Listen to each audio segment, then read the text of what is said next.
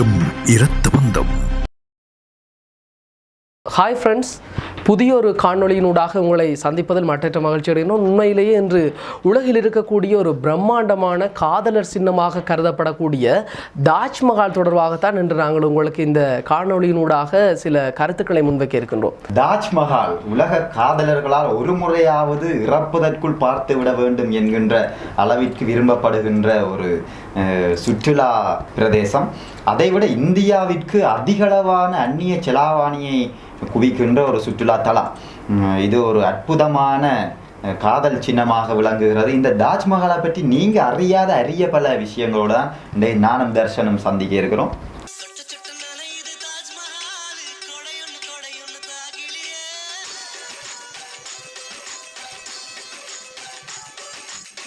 அந்த வகையில் பார்த்தோம்னு சொன்னால் உலகினுடைய 7 அதிசயங்களில் இந்த 7 அதிசயங்களுக்குள்ள உட்படுவதாகத்தான் இந்த தாஜ்மஹால் காணப்படுகிறது. அதோட ஐக்கிய நாடுகள் சபையின் யுனெஸ்கோ அமைப்பால் அங்கீகரிக்கப்பட்ட ஒரு உலக மரபுரிமை தளமாகவும் இந்த தாஜ்மஹால் காணப்படுது. இந்த தாஜ்மஹாலோட ஹிஸ்ட்ரியை நாங்கள் எடுத்து பார்க்கக்குள்ள ஜாங்கீர் என்று சொல்லப்படுகின்ற அந்த முகாலய அரசனுடைய 4 புதல்வர்கள் உள்ள 4வது புதல்வனாக காணப்படுகிறது தான் இந்த தாஜ்மஹாலை கட்டிய மன்னன் ஷாஜகான். இந்த ஷாஜகான் ஆட்சிக்கு வருவதற்கு தடையாக அவங்களோட 3 அண்ணன்மார், அதாவது அவர்களுடைய 3 சகோதரர்கள் காணப்பட்ட அந்த வேளையில் இந்த ஷாஜகான் என்ன செய்கிறார்னு சொன்னால் தன்னுடைய 3 சகோதரர்களையும் கொலை செய்துவிட்டு ஆட்சிக்கு வருகின்றார். அப்பொழுது கூட ஷாஜகானுக்கு 14-15 வயது தான் வரும். இந்த வேளையில் அண்ணன்மாரை போட்டு தள்ளிட்டு தாஜ்மஹால் உருவாக்கிய இந்த ஷாஜகான் அரியணை ஏறுகிறார். அப்பொழுது அவர் அந்த 14-15 வயதிலேயே ஒரு காதல் வசப்படுகிறார். அதுதான் எங்கட மும்தாஸ் என்று சொல்லப்படுகின்ற எங்களுடைய கதையினுடைய கதாநாயகி.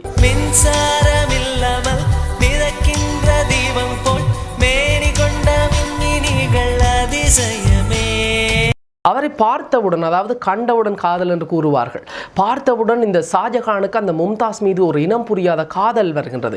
உலகிலேயே இவளை விட பிரமிப்பான ஒரு பெண்ணை நான் பார்க்க முடியாது என்ற பட்சத்தில் அவர் அரசராக இருந்தபடியால் அந்த 15 வயதிலேயே அவருக்கும் மும்தாஸுக்கும் திருமணம் நிச்சயிக்கப்படுகிறது. இருப்பினும் கூட 4 வருடங்களின் பின்பு அவர்களுக்கு திருமண நிகழ்வு இடம்பெற்றாலும் அதற்கு முன்பதாக மும்தாஸுக்கு ஒரு பெண்மணியுடன், அதாவது ஒரு அரசியுடன் திருமணம் நடக்கிறது. ஷாஜகானுக்கு ஒரு ஏற்கனவே ஒரு மனைவி இருந்திருக்கின்றார். மும்தாஜிற்கு பின்னதாகவும் 4 மனைவிமார் திருமணம் நடந்திருக்கிறது. ஆனால் ஜனாத் என்னென்று சொன்னால், இந்த இவ்வாறான திருமணங்கள் அரசர்களுக்கு நடப்பதற்குரிய காரணமாக வரலாற்று ஆசிரியர்கள் என்னத்தை சொல்லுகின்றார்கள் என்றால், இந்த மன்னர்கள் தங்களுடைய ஆட்சி இருப்பை நிலைநிறுத்த வேண்டும் என்று சொன்னால் அந்த எதிரி நாடுகளுடன் பகை உடன்படிக்கைகளை மேற்கொள்ளாது திருமண உடன்படிக்கைகளை மேற்கொண்டால் தங்களுடைய நாட்டிருப்பு பாதுகாப்புகளை செய்து கொள்ளும் பொழுது உறவுகள் மேம்படும். போர் செய்வதற்காக இவரும் வரமாட்டார் என்ற ஒரு அரச யுக்தி அதுவாக இருந்திருக்கின்றது. இருப்பினும் கூட இந்த ஷாஜகானினுடைய காதலை மும்தாஸுடன் எடுத்துக்கொள்வதற்கு உதாரணமாக அவர்களுக்கு பிறக்கக்கூடிய அந்த குழந்தைகளின் எண்ணிக்கையை வைத்து நாங்கள் அந்த காதலை நாங்கள் இந்த தாஜ்மஹாலை விடுத்து காணக்கூடியதாக.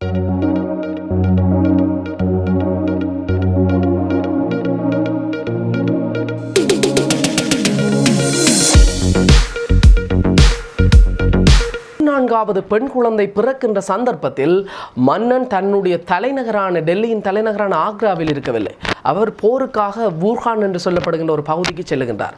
அங்கே அந்த 14வது குழந்தை பிரசவிக்க இருக்கக்கூடிய அந்த 10வது மாதத்தில் மன்னன் போரில் இடம்பெற்றுக் கொண்டிருக்கின்றார். உண்மையிலேயே இன்றைய காணொளிகளிலும் சரி, இன்றைய பாகுபலி திரைப்படங்களை போன்று போர் என்பது இன்று காலை தொடங்கினால் மாலை முடிவதல்ல ஜனாத். இது பல மாதங்களாக, சில வேளை வருடக்கணக்காக நடக்கின்ற போர். அந்த போரிலே ஷாஜகான் எதிரி மன்னரோடு போர் செய்து கொண்டிருக்கின்ற வேளையிலே அவருடைய காதல் மனைவி மும்தாஜ் பிரசவ வலியிலே, அதுவும் 30 மணி நேர தொடர்ச்சியான பிரசவ வலியிலே இருக்கின்றார். அவருடைய 14வது பெண் குழந்தையை பெற்றெடுக்கின்ற சமயம் அது. அந்த வேளையிலே அவருக்கு ஒரு அழகான பெண் குழந்தை பிறக்கின்றது. ஆனால் அழகான பெண் குழந்தை பிறந்தாலும் கூட அந்த தருணத்தில் ஒரு பேரரசு, அதாவது ஆசியாவிலேயே உண்மையிலேயே சொல்லப்போனால் ஒரு பேரரசு, வலிமை மிக்க அரசு, பணக்கார அரசு என்று சொல்லப்படுகின்ற அந்த முகாலய பேரரசின் அரசி மருத்துவ வசதிகளின்றி அந்த படைக்களத்தில் இறந்து போகின்றார். இதனை அறிந்த ஷாஜகான் உடனும் அங்கு வர முடியவில்லை. இருப்பினும் அந்த தன்னுடைய மனைவியினுடைய உடலை அந்த வூகானிலேயே அடக்கம் செய்கின்றார்.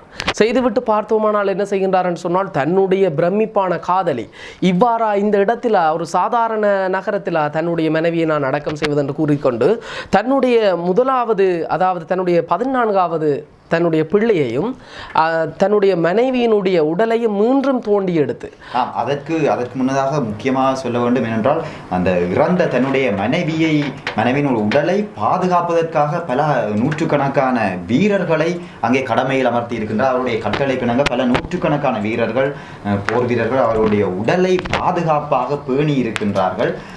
இந்த காரணம் போர் ரீதியாக ஏற்படக்கூடிய அனர்த்தங்கள் அந்த இடத்தில் நிகழாது பார்க்க வேண்டும் என்பதற்காக. அப்போ ஜனாத் நாங்கள் பார்த்தோம்னா இவ்வாறான ஒரு அந்த உடலை எடுத்து மீண்டும் அக்ராவிற்கு கொண்டு செல்லப்படுகிறது. பிற்பட்ட காலங்களிலே ஷாஜகானும் அந்த இடத்திற்கு செல்லுகின்ற பொழுது அவர் சென்றவுடன் போர் வெற்றியை கொண்டாடவில்லை. தன்னுடைய மனைவியினுடைய அந்த இறப்பிற்காக தான் என்ன செய்ய போகின்றேன் என்பதை சொன்னார்.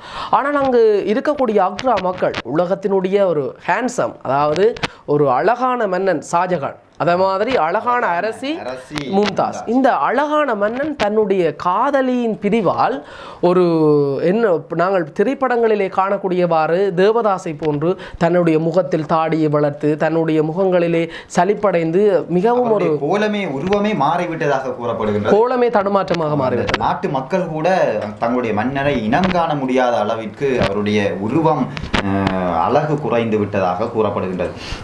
இப்பொழுது தன்னுடைய மனைவி உடலை பாதுகாப்பாக வைத்திருக்க வேண்டும், வரலாற்றிலே அவருடைய பெயர் நிலைத்திருக்க வேண்டும் என்று ஆசைப்பட்ட ஷாஜகான் தன்னுடைய காதல் மனைவி மும்தாஜிற்காக ஒரு காதல் ஓவியத்தை கட்ட நினைக்கின்றார். அவருடைய சிந்தனையில் உருவானதுதான் தாஜ்மஹால்.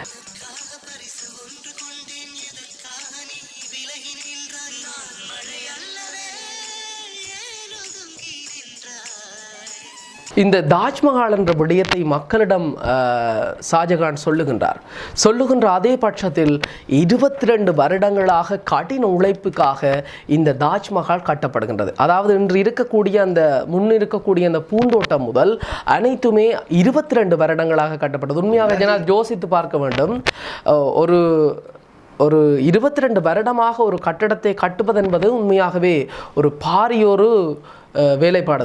உலகில் உள்ள செல்வந்த நாடுகள் அனைத்திலும் இருந்து சிங்கப்பூர், மலேசியா, பல யூரோப் நாடுகளிலிருந்தும் கூட அந்த தாஜ்மஹாலை உருவாக்குவது அதே நேரம் கற்கள் எல்லாம் எடுக்கப்பட்டிருக்கின்றது. அந்த தாஜ்மஹாலுடைய தோற்றம் முழுவதுமே மாணிக்க கற்கள், பவள கற்கள், பவள பாறைகளை கொண்டு மூடப்பட்டது, கவர் பண்ணப்பட்டது.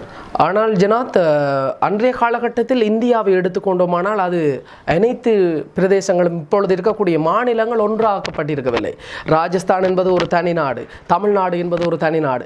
அங்கிருந்து கூட பாரியளவாலான இந்த மாணிக்கங்கள் கொண்டு வரப்பட்டதாகவும் கூறப்படுகின்றது. இருப்பினும் இந்த தாஜ்மஹாலினுடைய மேல், டாப் ஆஃப் த தாஜ்மஹால் என்று சொல்லுவார்கள், அந்த தாஜ்மஹாலினுடைய மேல் பக்கங்கள் பெரும்பாலும் மார்பிள்களால் உருவாக்கப்பட்டிருப்பது தான் இங்கு பிரதான விடயங்களாக இருக்கு. இந்த தாஜ்மஹாலுடைய உருவாக்கத்திலும் கூட கட்டிடக்கலையிலே பல ஆயிரக்கணக்கான யானைகள் கூட பயன்படுத்தப்பட்டிருக்கின்றன. இந்த சுமையை சுமந்து வருவதற்காக பல ஆயிரக்கணக்கான யானைகளை பயன்படுத்தியதும் கூட ஆதாரபூர்வமான தகவலாக இருக்கின்றது.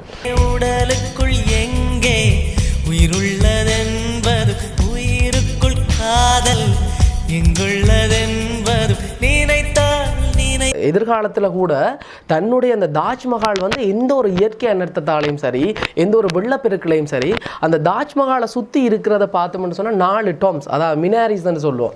அந்த 4 மினாரிஸ் தூண்கள், அந்த டவர் மாதிரி இருக்கக்கூடிய அந்த தூண்கள் உட்புறமாக விழக்கூடாதுன்றதுக்காண்டி ஒரு வெளிப்புற சாய்வோட மையப்படுத்தி அந்த அமைக்கப்பட்டிருக்கு. சொற்ப பாகைகள் வெளிப்புறமாக சாய்ந்து அமைக்கப்பட்டிருக்கின்றது. ஏன்னா ஒரு இயற்கை அனர்த்தம், சூறாவளி, புயல் போன்ற அனர்த்தங்கள் வருகின்ற பொழுது இந்த டோமுக்கு மேல விடக்கூடாது, உள்நோக்கி அந்த அந்த டொப்பில விழாமைக்கு வெளிநோக்கி சாய வேண்டும் என்பதற்காக அமைக்கப்பட்ட அந்த தூண்கள் தான் அது. அந்த தூணிலும் கூட அந்த மேல் அமைப்பை பார்க்கின்ற பொழுது ஒரு பள்ளிவாசல்லே இருந்து பிரசங்கம் ஓதுகின்ற அமைப்பு போன்று இருந்திருக்கின்றது.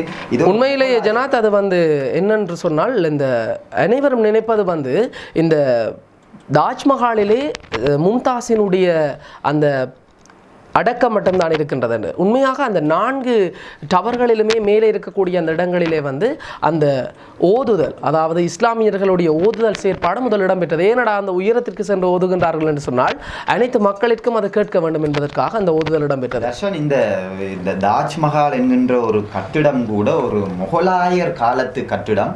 இது ஒரு பள்ளிவாசலாக இருந்திருக்கலாம், முன்னைய காலங்களில் ஒரு பள்ளிவாசலாக இருந்திருக்கலாம் என்றும் கூட ஒரு ஐதீகமான கதைகள் இருக்கின்றது. ஏன்னு பள்ளிவாசலுடைய தோற்றமும் அதற்கு இருக்கிறது. மற்ற இன்னும் ஒன்று சொல்ல போனால் அந்த வெளித்தூணின் உச்சத்திலே அமைந்திருக்கின்ற அந்த ஓதுவார் மேடை என்பது அவர்களுடைய அந்த முஸ்லிம்களுடைய அந்த பிரசங்கத்தை ஓதுகின்ற அமைப்பு உயரத்திலே வைத்து ஓதினால்தான் அந்த காலத்திலே அந்த சவுண்ட் வசதிகள் எல்லாம், ஒலிபெருக்கி வசதிகள் இல்லாத பொழுது உயரத்திலே வைத்து ஓதினால் எல்லா மக்களுக்கும் கேட்கக்கூடியதாக இருக்கும் என்பதற்காக அந்த தூணிலே ஓதுவார் மேடை ஒன்று அமைந்திருக்கின்றது. இதெல்லாம் ஒரு முஸ்லிம்களுடைய கட்டிடக்கலையை சார்ந்திருக்கிறது. மற்றும் ஒரு விசேட பண்பு என்னென்னு பார்த்தோம்னு சொன்ன ஜனாத், அந்த தாஜ்மஹாலினுடைய மேற்பகுதிகள் வந்து காலை நேரத்தில் ஒரு வர்ணமாகவும் மதிய நேரத்தில் ஒரு வர்ணமாகவும் அதே நேரத்தில் மாலை நேரத்தில் ஒரு வர்ணமாகவும் இருக்கக்கூடியதாக தென்படும். உண்மையிலே எங்களுக்கு தெரியும், மழை காலத்தில் மழை பெய்கின்ற பொழுது சூரிய ஒளிப்பாட்டு அந்த 7 வர்ணங்கள் தோன்றும் என்பார்கள். அதனை போலவே அந்த சூரியனுடைய அந்த ஒளியிலும் வர்ணங்கள் இருக்கின்றன.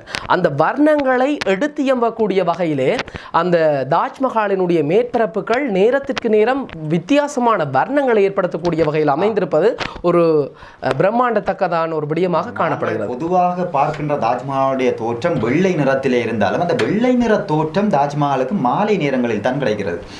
ஒரு மதிய நேரத்திலே ஒரு கடும் சிவப்பான அல்லது ஒரேஞ்ச் நிறத்திலான ஒரு தோற்றமும், காலை நேரத்திலே ஒரு மஞ்சளான தோற்றமும் கிடைக்கின்றது. மழை காலங்களிலே இதற்கு ஒரு நீல நிற தோற்றமும் கிடைக்கின்றது. இவ்வாறாக காலநிலையை உள்வாங்கிக் கொண்டு பல நிறங்களிலே பிரதிபலிக்கக்கூடிய ஒரு கட்டிட கலை தாஜ்மஹாலுக்கு இருக்கின்றது.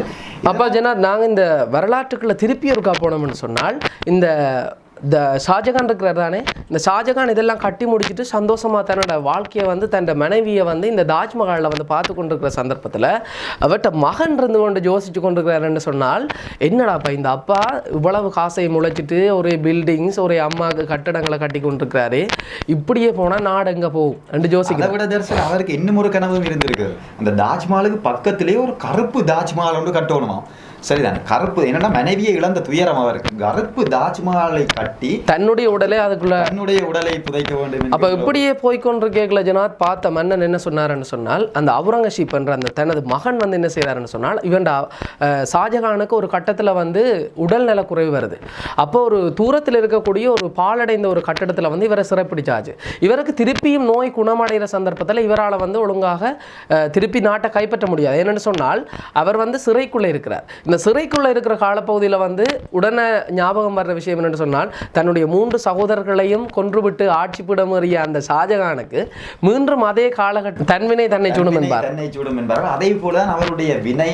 அவர் தன்னுடைய 3 சகோதரர்களை கொன்றதை போல தன்னுடைய மகனாலேயே சிறைப்பிடிக்கப்பட்டு விடார். எதிரியினுடைய சூழ்ச்சியை வெல்லலாம் தன்னுடைய மகனே தன்னை அறிந்தவரை அரசியல் நுட்பங்களை புரிந்தவனை தன்னை சிறைப்பிடித்த பொழுது அதிலிருந்து தப்பிக்க முடியாமல் ஷாஜகான் தவிக்கிறார். ஆனாலும் தூரத்தில் இருந்து கொண்டு அவர் ஒரு சிறிய துளையினூடாக கட்டிடத்தில் உள்ள சிறிய துளையினூடாக தான் கட்டிய தாஜ்மஹால் தன்னுடைய காதல் மனைவியினுடைய அந்த காதல் சின்னத்தை உற்று நோக்கி கொண்டே இறக்கும் வரையிலும் ஷாஜகான் இருந்தார் என்று கூறப்படுகிறது.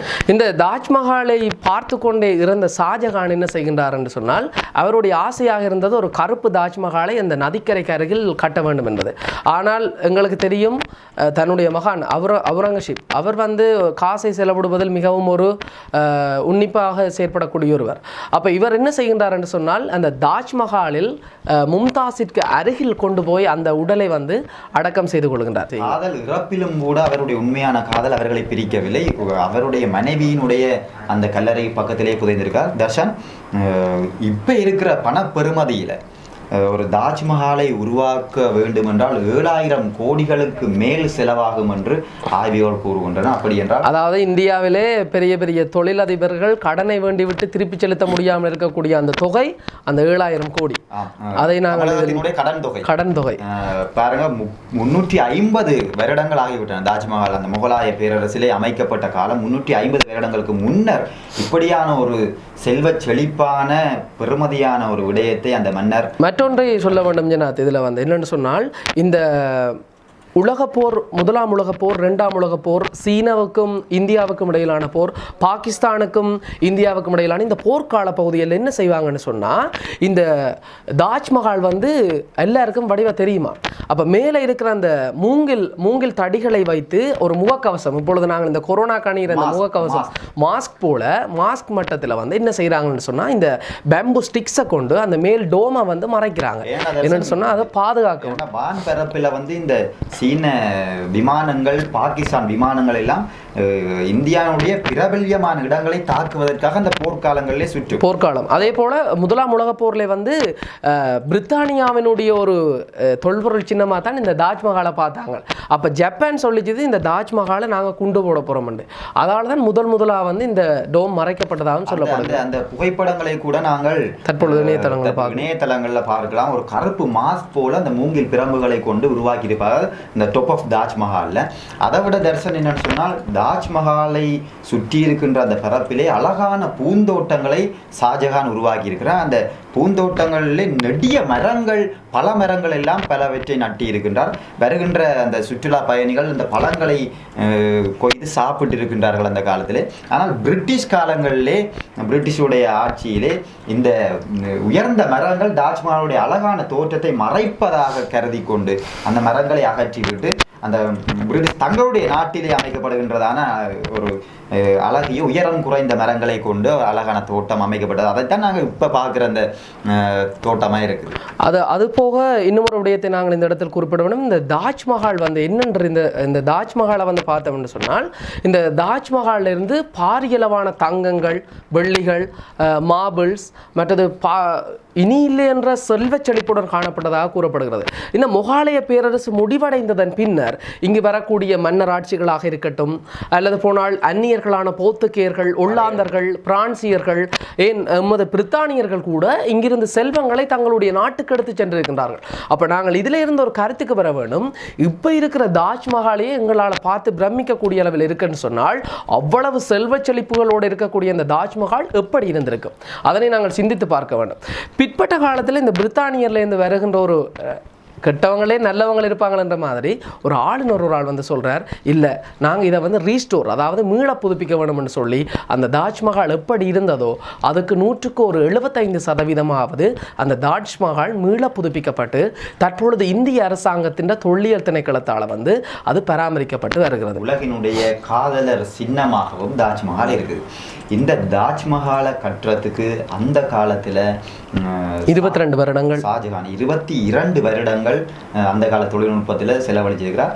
இப்போ அதை கட்டுறேன்னு சொன்னாலும் நாம் என்னைக்கலாம் இப்போ இருக்கிற தொழில்நுட்பத்தை கொண்டு அதை இன்னும் இலகுவாக கட்டி முடிக்கலாம் என்று அப்படி நினைக்கிறது போல. என்னென்னு சொன்னால், தாஜ்மஹாலுடைய கட்டிடக்கலை அமைப்பு மிகவும் நுட்பமாக திட்டமிடப்பட்டது. இந்த தாஜ்மஹாலை கட்டிய கட்டிட குழுவிலே பிரதான கட்டிட கலைஞரை கூட ஷாஜகான் போட்டு தள்ளியிருக்கிறார். ஏனென்றால் இதை போல ஒரு நுட்பமான ஒரு கட்டிடத்தை இந்த கட்டிட கலைஞர் நான் நினைக்கிறேன் அவர் கொல்லவில்லை, அவருடைய கைவிரல்களை வெட்டியதாகத்தான் எனக்கு ஒரு செய்தி இருக்கின்றது. ஆனால் நீண்ட காலம் சிறைப்படுத்தி வைத்திருந்து இறுதியாக கொன்றதாகவும் ஒரு செய்தி இருக்கின்றது. ஆகவே எப்படியோ அந்த கட்டிட கலைஞர் தாஜ்மஹாலை கட்டியதற்கு பின்னர் எந்த ஒரு கட்டிடத்தையும் கட்டவில்லை. ஆகவே இந்த தாஜ்மஹால் கட்டப்பட்டிருப்பது தொடர்பாக உங்களுடைய கருத்துக்கள், இந்த காதலினுடைய கணிப்புகள், அந்த தாஜ்மஹாலுக்கு அருகிலே ஒரு கருத்த தாஜ்மஹால் வந்திருந்தால் எப்படி இருந்திருக்கும், எங்களுடைய உலகிற்கு எவ்வளவு ஒரு பெரிய படைப்பு கிடைத்திருக்குமா, அல்லது போனால் அந்த அவுரங்கசீப் என்ற அந்த மன்னன் தன்னுடைய தந்தையாரை தாயாருக்கு அருகில் அடக்கம் செய்தது சரியா, இவ்வாறான விடயங்களை கொமெண்ட் பாக்ஸில் தாருங்கள். நீங்க இந்த தாஜ்மஹாலை எப்பயாவது போய் நேர்ல பார்த்துருக்கிறீங்களா? எத்தனையாம் ஆண்டு நீங்க அங்க போய் பார்த்தீங்க? அதையும் சொல்லுங்க. இப்படியாக பல வீடியோக்களை நாங்கள் உங்களுக்கு தொடர்ச்சியாக செஞ்சு தர போகிறோம். நீங்கள் அறிந்தும் அறியாத பக்கங்கள் பலவற்றை, பல தகவல்களை இந்த வீடியோ மூலம் தரப்போகிறோம். தொடர்ச்சியாக இணைந்திருங்கள். நானும் தர்சனம் உங்களுக்கு ஜால் டிவியில் இப்படியான நிறைய வீடியோஸில் சந்திக்கிறோம். பாய் பாய்.